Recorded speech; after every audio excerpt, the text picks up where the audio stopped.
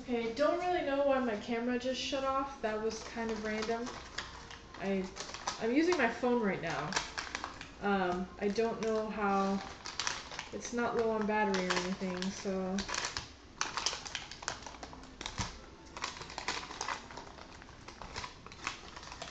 I guess these will have to be one-time use molds. So much for that. Let me go ahead and rip this open here. There.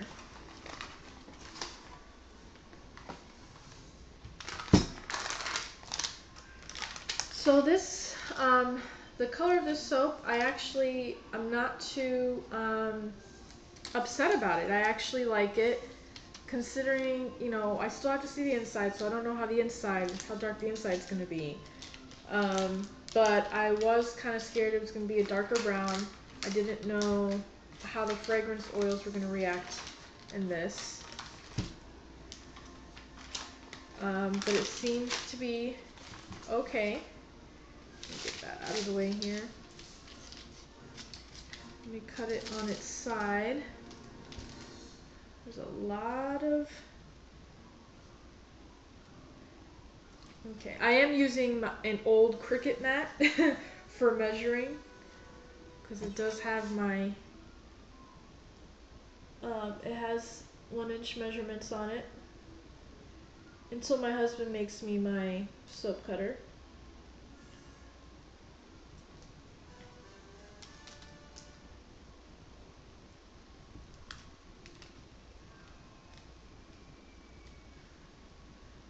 So there's the inside. It does seem darker than the outside. I do see it did go through partial gel. You see the edge is light. So you can see the circle here too. So it definitely, when I did try to force the full gel, I definitely needed to insulate it just a little bit more, because I just insulated it with the saran wrap, and then once I started seeing that it was going through a gel stage, I did insulate it more with a towel, but apparently it still wasn't insulated enough for it to fully gel. It tried to though, it almost reached the edges, but it didn't quite make it. But it's not too bad. And it has a honey, almond, and spiced scent to it.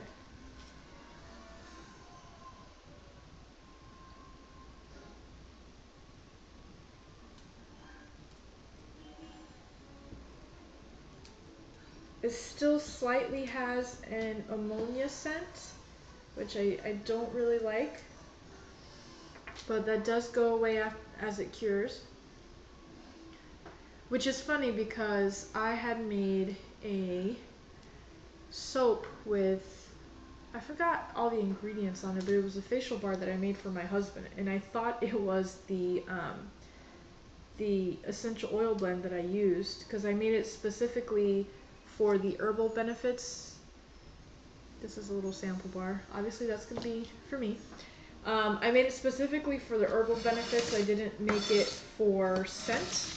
So the lavender, tea tree, and rosemary, I thought was not a good blend to go together, but apparently it could have just been that the ingredients that I used, because after it cured, for about 2 weeks when I went back to it to check up on it, it didn't have the smell at all. So I'm gonna have to rip this too. So this is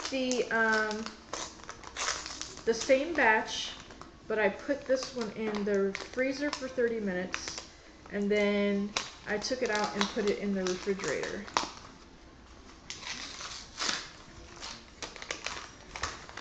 So this one did not go through gel phase at all. It is considerably lighter.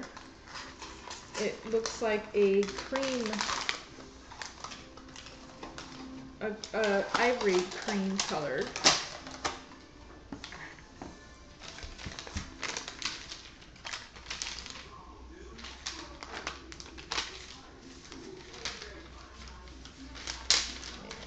Sticking. This is the soap. So it is considerably lighter.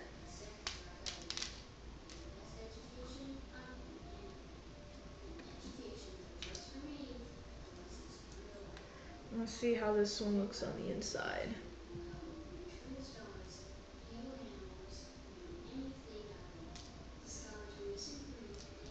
It's definitely harder to cut.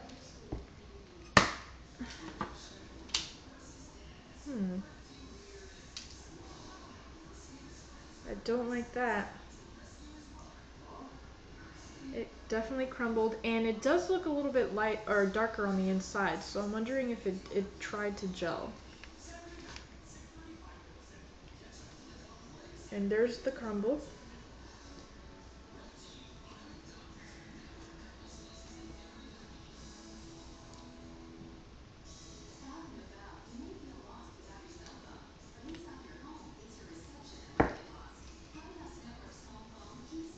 And it seems like it's just gonna keep on crumbling.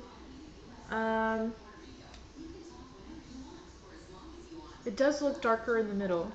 So this did try to gel. So maybe I can keep it in the freezer for a little bit longer so it could get colder, and then I'll transfer it to the fridge. Now, because it's cold, I'm thinking maybe that's why it's being so brittle. So I know other people had problems with their milk soaps crumbling, and I don't remember what it was from. So I'm thinking right now it's because it's too cold to cut.